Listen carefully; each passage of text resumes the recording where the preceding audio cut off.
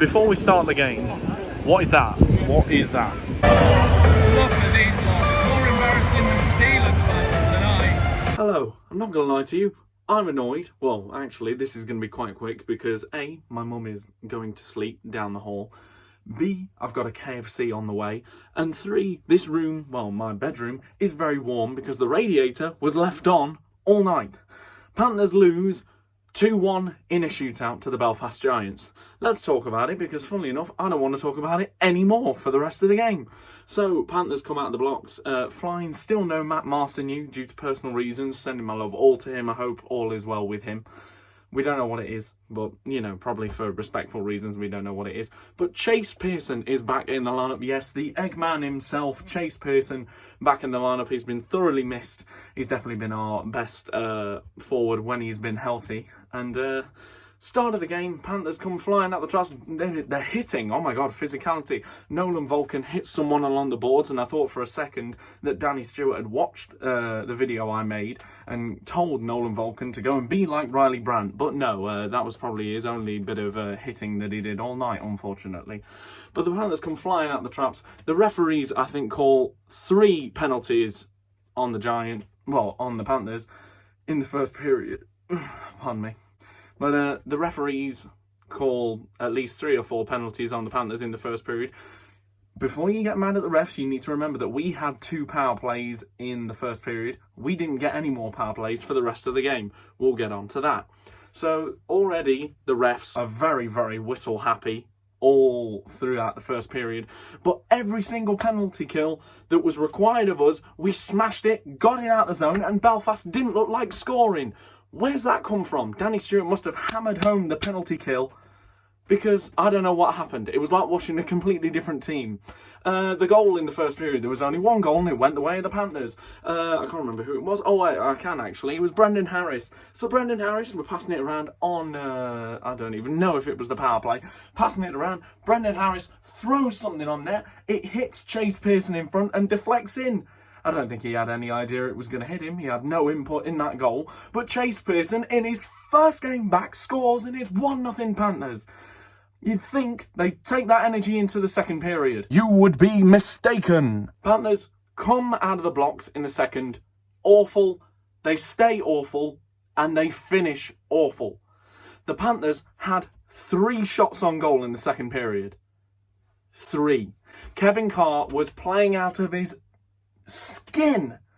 He was standing on his head in the crease. He was stopping everything that Belfast threw at him. And granted, Belfast didn't really look like scoring because, well, I can say this. I've been watching all the highlights of the games because I'm trying to do this Plays of the Month thing now because Plays of the Week has never bloody worked.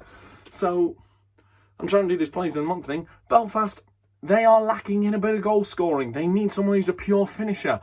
They had Nick Gay at the start of the season, Patrick Grasso, but they've really fell off compared to the production they had at the start of the year. Scott Conway's taken a lot longer to get going. So is JJ Pickenich. So is David Goodwin. David Goodwin's playing some games on the third line for Belfast. So no one on the Giants looked like scoring tonight. And I'm sure there'll be angry Belfast fans like, we won the game. I don't care. There's a reason it's called Panthers fan reaction and not GFR, Giants fan reaction. Because that would look, I don't know, something like this. Oh, Scott Conway won us another game. Sorry, that was terrible. Please forgive me. But I'm getting a lot of use out of the bed this season. But so, the Panthers, just nothing in the second period. I swear to God, 75% of that period was spent in the Panthers' defensive zone. Because this was the running theme throughout the game. Belfast kept hemming pressure in our zone.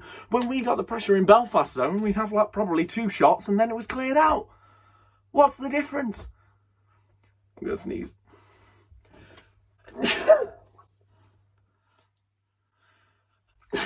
So yeah, what's the difference? Like, nothing. Nothing. We didn't give them anything in that second period. And there are a lot of things that killed the Panthers tonight, but that second period was one of them. Kevin Carr standing on his head and none of the team is giving him anything. No one's giving him anything. So, to the third period. Panthers play a little bit better. You know, you know, they're generating a few more chances. They're not perfect. Belfast is still the better team. And then Didrik Henbrandt hits Carl Boudrias from behind. Now, there's a little bit to say about this one. So, you couldn't see that there was blood on the ice until he got up. And also, there was no penalty on the play.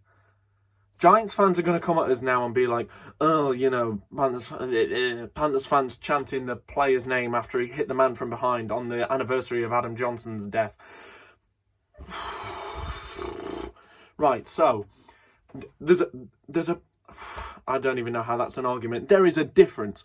You could not see there was blood on the ice until Boudrias got up, and bear in mind there was 2 little tiny splodges that they came out and cleaned up. Also, there was no penalty on the play, and there was a referee stood in the corner. The hit was behind the net. There was a referee stood in the corner, and he didn't call a penalty.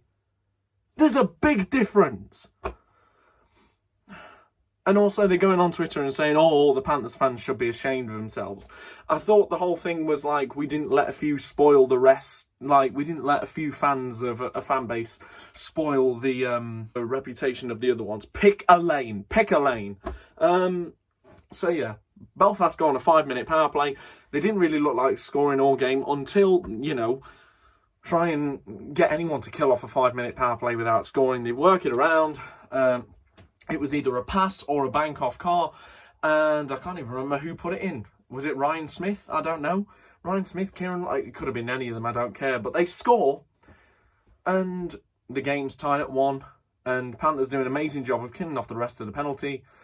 And you'd think after that penalty kill that the Panthers would get into 6th gear. No, still Belfast controlling the game. Panthers have an odd chance here and there, not getting it out of the zone. And the same really carried on for overtime, really. Kevin Carr stood on his head while the Giants just tried to throw anything at him. And Kevin Carr just stood on his head. And the Panthers didn't give him anything until the last 20 seconds of overtime. Thanks, lads. And then the shootout, we don't score. Belfast scores twice. Game over. Giants win. I don't really want to talk about this game much longer, so I'm going to keep it nice and short compared to my other ones, because my other ones have been bloody long. So, Panthers. The lack in physicality is still there. It's still there. It was better tonight, but it was still there. There are a lot of passengers on this team. I do not know what Nolan Volkan brings to this team, because he doesn't score a lot. He doesn't make plays. And he doesn't try and run people through the boards, which you probably want out of a role player like that. I'm not too sure what he brings.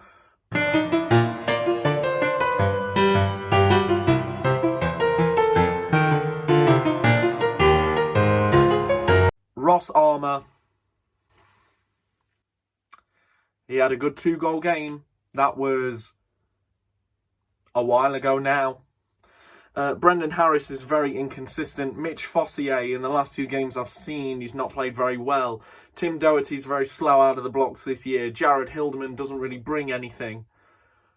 Jason Grande, Panthers need more out of you. Kevin Carr's been our best player all season. 36-year-old goalie who was meant to be our 1B goalie behind Jason Grande has been our best player.